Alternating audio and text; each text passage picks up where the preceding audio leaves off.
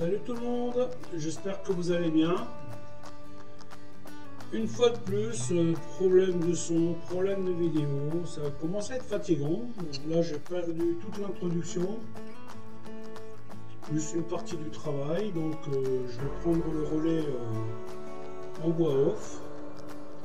Donc à ce stade, vous avez toute la marchandise qui est prête sur ma table pour faire un canard à la broche et des petits pois à la française. Tout ce que vous voyez là, vous avez donc des lardons, des petits pois, des oignons grelots. À l'arrière, vous avez des échalotes que j'ai mélangées avec du thym, de l'ail, des herbes de Provence, quelques petites parures de lard pour mettre dans le canard. Une fois que vous avez farci votre canard, vous allez le mettre sur la broche, vous le fixez bien et vous allez le flamber avec le petit chalumeau que vous avez sur le côté. Donc on n'hésite pas, on y va, hein, on brûle tous les résidus de plumes en fait. Et une fois que vous avez fait ça, seulement là vous allez pouvoir le ficeler pour qu'il tienne bien ensemble au moment où vous le mettez dans la broche. Voilà, donc je vais vous montrer comment faire tout ça, du moins ce qu'il en suit, hein, parce que bon là, il manque 10 bonnes minutes de vidéo. Donc bien sûr, si vous voulez mettre un pouce, vous abonner, ça sera gentil de votre part. Voilà, bah, je vais vous montrer comment faire tout ça. Voilà, l'appareil s'est déconnecté, une fois de plus. Je ne sais pas à quel moment. Donc je répète ce que je viens de dire. Une fois que vous avez flambé votre volaille, donc vous mettez la deuxième griffe. Pour une volaille qui pèse comme ça, il vaut mieux le faire, hein, parce qu'il faut vraiment qu'elle soit bien stable. Quand c'est un coquelet, en général j'en mets qu'une, mais là il vaut mieux mettre les deux. Ensuite, il va falloir la ficeler. Je ne réutilise pas l'élastique qui est fourni avec. Je préfère mettre une bonne vieille ficelle. Moi, je suis sûr qu'elle ne va pas fondre. Voilà. Et de ce côté, je vais faire pareil.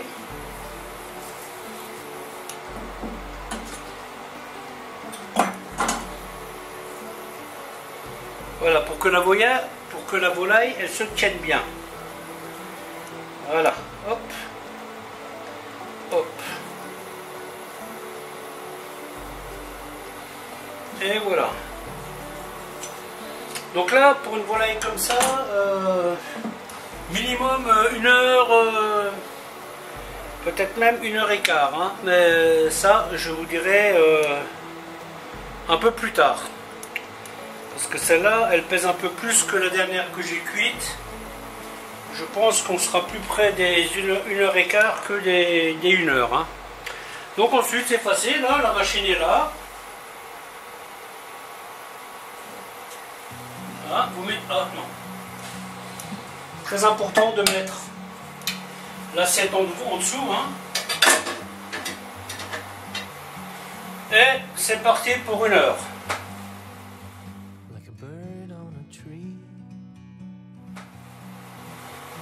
Concernant les lardons, ils sont en train de bouillir. Je vais donc les rafraîchir et les égoutter. On fait abstraction du désossage, qui est fait assez rapidement en général. On peut dire qu'on est bon. Donc ensuite on prend la sauteuse, on y met une bonne noix de beurre. Concernant la sauteuse, la rôtissoire, je vous conseille de mettre une deuxième minuterie parce que la minuterie qui est intégrée fait pas trop de bruit en fait. Vous allez très vite fait de ne pas l'entendre. Donc moi je rajoute toujours une minuterie qui fait plein de bruit et qui s'arrête pas de sonner aussi. Parce que des fois on est occupé ailleurs, pas vraiment concentré là où on devrait l'être. Et du coup, voilà quoi. Bien entendu, la canette ou le canard, on va le saler. Hein. Là, avec la coupure que j'ai eue, là, je ne sais pas exactement à quel moment. Mais ce n'est pas grave. Donc pour les petits pois, hein, je vais mettre donc feuilles de laurier, un petit peu d'herbe de Provence, mais pas trop, un clou de girofle, un peu de poivre. Le sel, je vais le mettre à la fin par contre. Comme le boulon de volaille que j'utilise est déjà salé, ce n'est pas la peine d'en rajouter. Et un peu d'ail. Alors bien entendu, quand vous n'avez pas la machine là, la rôtissoire, vous pouvez faire ça au four. Si vous avez une rôtissoire au four, une broche dans votre four, vous pouvez faire à la broche. Tout simplement cuire ça comme un rôti. L'avantage de cette machine là, vous voyez, c'est que ça va être bien croustillant de tous les côtés. Il n'y a pas de côté qui ne sera pas croustillant en fait. C'est pour ça que j'aime bien cette machine. Hein. Vous faites un jarret braisé là-dedans, je peux vous dire que c'est vraiment très bon. Hein. Donc voilà, bon là maintenant je mets les lardons. Alors certains vont mettre un papier sulfu beurré, moi je mets un couvercle, là, ça marche très bien. Donc là par contre ce que je vais faire, parce que ça ce sont des petits pois frais qui cuisent assez rapidement. Donc je vais tout simplement pré-cuire ça tranquillement, quelques minutes, histoire que tout soit cuit enfin. Vous voyez? Donc là je baisse mon feu. L'idée c'est de griller un peu le lardon et de cuire l'oignon aussi. Donc on va faire ça comme ça, je vais le laisser 2-3 minutes tranquillement comme ça. Quand vous couvrez, faites attention à votre feu, parce que si vous laissez votre feu à fond et vous couvrez, ben évidemment ça va, il y a un risque que ça accroche, que ça brûle et tout. Donc quand vous mettez le couvercle, baissez votre feu. Là on fait étuver ça tranquillement. Et une fois que ça sera étuvé, ben, je mettrai tout, hop, et on va cuire ça, je dirais une quinzaine de minutes. Voilà, bon, parce que là l'inconvénient des petits pois frais, c'est qu'ils ne sont pas calibrés. Vous voyez, donc là vous avez gros, petit, moyen, tout petit. Ah bon bref, donc il va falloir faire un compromis pour la cuisson des petits pois. Ce que je peux déjà faire, c'est mettre mon ail. Alors comme d'habitude, quand il y a des choses que vous n'aimez pas, vous ne les mettez pas. Hein, c'est somme toute assez logique, je dirais. Ça sert à rien de se faire du mal. Hein. Vous voyez, moi quand il y a des choux de Bruxelles dans une recette, j'en mets pas, parce que j'aime pas les choux de Bruxelles. Logique.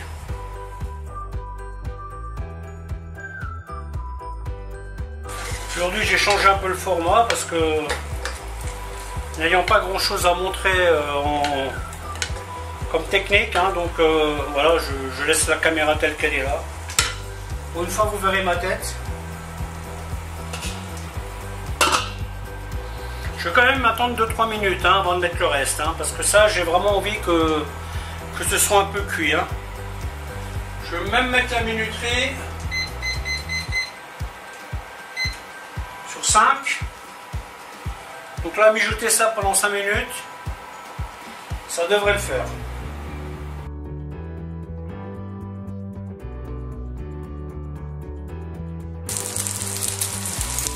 Voilà, donc les lardons sont bien grillés, les oignons sont mi-cuits. Je mets les petits pois. Ensuite, la salade.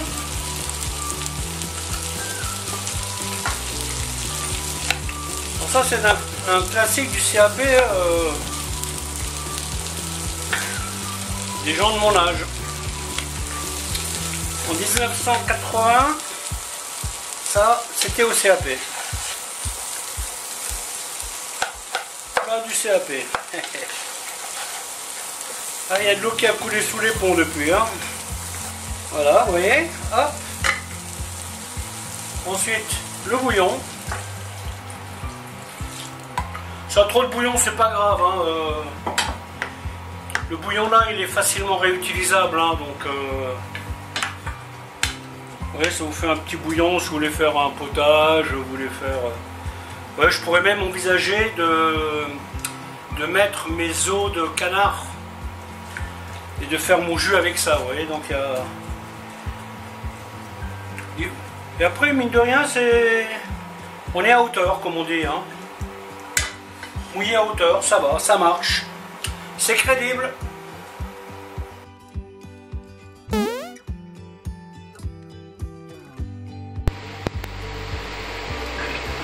Une demi-heure de cuisson. Donc à ce stade, les petits pois sont mi-cuits.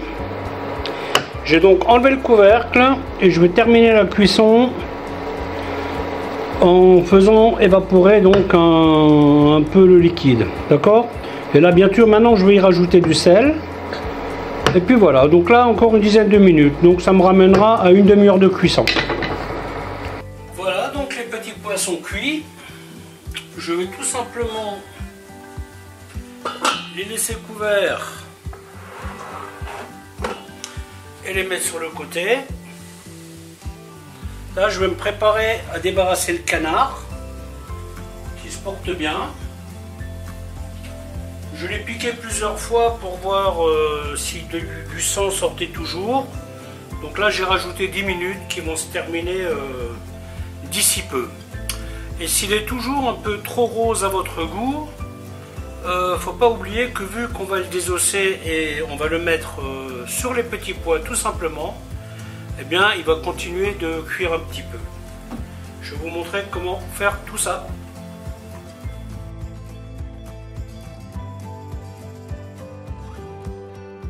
Petite combine concernant la cuisson du canard. Vous piquez dedans. Donc là c'était encore un peu tôt, hein, mais j'ai piqué dedans avec une fourchette à 2 dents. Vous voyez? Et quand vous voyez qu'il y a encore des gouttes ensanglantées qui sortent, ça veut dire qu'il manque de cuisson. Alors cette opération elle permet deux choses: vérifier la cuisson et aussi faire des petits orifices pour que la graisse puisse bien couler. Comme vous pouvez le constater, il y en a déjà pas mal qui a coulé et ce n'est pas terminé parce que je pense qu'à ce stade il va y encore avoir une bonne demi-heure de cuisson. Et donc je prends là, je tire, ouais, je tire en haut comme ça, tac, voilà, et hop. Alors quand vous sortez votre canard de la rôtissoire, soyez très prudent parce que le canard rend beaucoup de graisse, hein. Et là, à vouloir montrer et faire en même temps, je vais faire un petit pâté. Donc ces choses-là, vous les trempez tout de suite dans l'eau. Et ensuite, ce que je vais faire, donc là, ça donne un peu de sang, c'est normal, hein. Je vais mettre dans la poêle que vous voyez là, les parties qu'on ne mangera pas. Là, ce que je vais faire, je vais sortir la garniture et je vais la faire rissoler un peu. Et là on passe au désossage. Donc vous voyez, la cuisse elle est encore bien rose. Et je vais mettre ça dans les petits pois. Et quand mon jus sera prêt, eh bien tout simplement je remettrai en chauffe.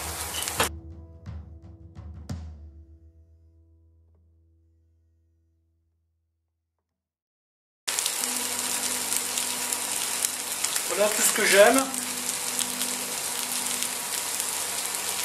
Canard acheté prêt à cuire ce matin. Ficelé tout bien.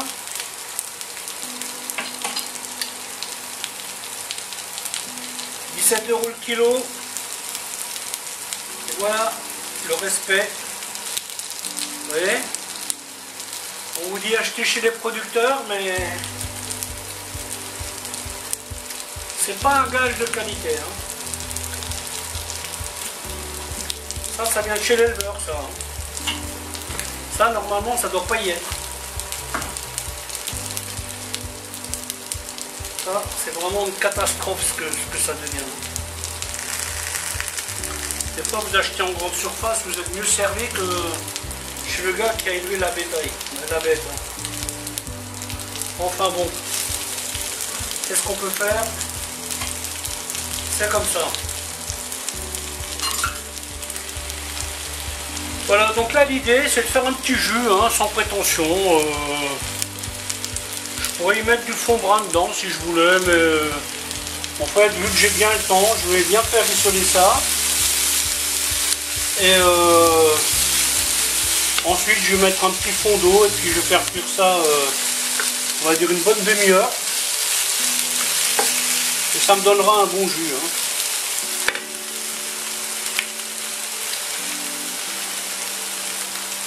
Concernant le canard, à ce stade, je pourrais le mettre au four, des petits poissons chauds, le canard est chaud, je mets mon four à 90 degrés, je mets ma casserole dedans, et ça va se maintenir au chaud, tranquillement, le temps de préparer le jus.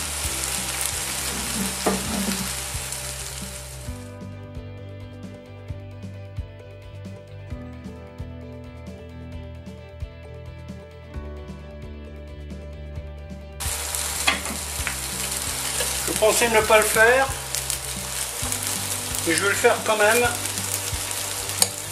Mettre un petit coup de couperet sur ces os. Voilà. Le jus n'en sera que meilleur.